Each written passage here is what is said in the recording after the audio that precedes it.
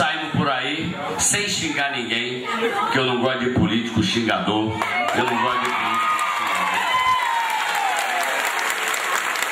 Eu digo que a gente ganha na política no argumento, não é nem no braço, na porrada e nem no xingamento aos outros.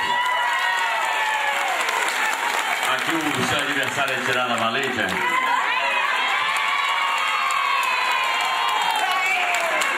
Esse pessoal de Tirada Valente não tem futuro.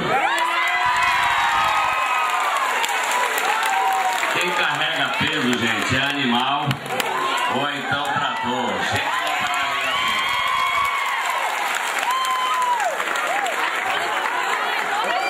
O tempo do chicote nós já enterramos há muito tempo.